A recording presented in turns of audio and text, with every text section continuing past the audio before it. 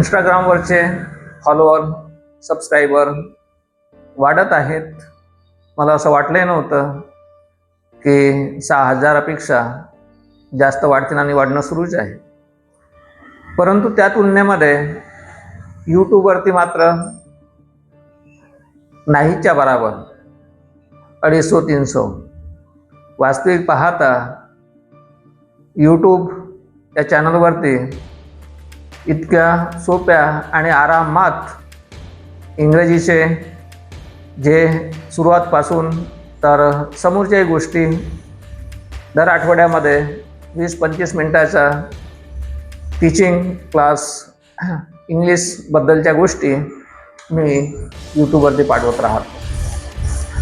आज लक्षात ठेवायचं आहे की जे आपले मुलं वाटेल तेवढा पैसा खर्च करून 10-10, 15-15 वर्ष इंग्रजी शाळेत जातात, परंतु साध्या साध्या गोष्टी त्यांना येत नाही. तर हा एक व्यापक दृष्टिकोन ठेवून की तुमचा पैसा वाचला पाहिजे आणि तुमच्या मुलांना इंग्रजी आणि अन्य गोष्टीमध्ये देखील ताकद निर्माण झाल्या पाहिजे. त्यासोबतच हे मनाला भटकणार नाही त्यासाठी मानसिक रोग दिमाग की गंदगी हा देखील 5-5.5 मिनिटाचा एक व्हिडिओज पाठवला जात आहे. एकंदरीत भाषण प्रवचन आणि त्यासोबतच इंग्रजी टीचिंग आणि अन्य लागणाऱ्या स्पर्धा परीक्षामध्ये बसणाऱ्या विद्यार्थ्यांच्या दृष्टिकोनातून भरपूर गोष्टींचा ह्या 14-15 वर्षामध्ये या ट्युशन क्लासने शोध लावलेला आहे. कारण की हा ट्युशन क्लास व्यापार करण्यासाठी आलेला नाही, निर्माण झालेला नाही. तरी एक जीवनामध्ये सत्कर्म चांगले कर्म करावं आणि ज्या काही थोड्या बहुत गोष्टी आपल्याला येतात त्या गोष्टी विद्यार्थ्यांना शिकवावं. परंतु ते म्हणतात ज्ञान दिल्याने ज्ञान वाढते, तर असंच ज्ञान देता देता आपलं ज्ञान वाढत गेलं आणि आताही जे मी तुम्हाला देत राहतो तर देता देता पुन्हा अजून त्यापेक्षा अजून चांगल्या गोष्टी मनामध्ये येत राहतात. तर खरंच हे जे विचाराची देण आहे हेच कल्पतरू कल्पवृक्ष आहे, हेच संजीवनी बुटी आहे, हेच परीस आहे. ज्या परिसामुळे लोखंडाच्या सोने बनतात, म्हणजे ज्या परिसाच्या स्पर्शाने लोखंडाचे सोने बनतात. हे जरी काल्पनिक गोष्ट असली तर हे विचार देखील अशाच कल्पनेतून सद्विचार पॉझिटिव्ह विचार निर्माण करता करता हे परीस म्हणजे काय अशा काल्पनिक गोष्टी देखील म्हणजे कोणत्या थोतांड आहेत आणि कोणत्या चांगल्या आहेत, कोणत्या काल्पनिक गोष्टीमध्ये सत्य दडलेलं आहे आणि कोणत्या काल्पनिक गोष्टीमध्ये पागलपण दडलेलं आहे हे देखील सद्विचारी व्यक्तीला समजून येतात कळतात.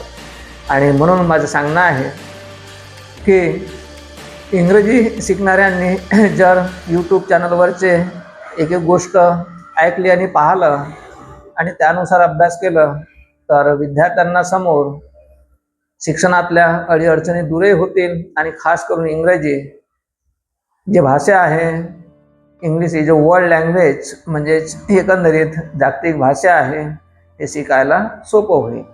आणि म्हणून भाषण प्रवचन अनेक ज्या गोष्टी आहेत याशिवाय मी कोणतीही गोष्ट सांगू शकत नाही, टीचिंग करू शकत नाही. कारण की हे जे उद्देश आहे हे उद्देश खूप महत्त्वाचे आहेत. कारण की उद्देशाशिवाय माणूस किंवा कोणत्याही समोरच्या शिष्य शिकू शकत नाही. आणि म्हणूनच वाल्याने देखील उपदेशाच्या माध्यमातून रामायणाची निर्मिती केली, व्यासाने देखील महाभारत एक उपदेशच आहे, गीता असो बायबल असो ह्या सगळ्या ज्या गोष्टी आहेत उपदेशच आहेत.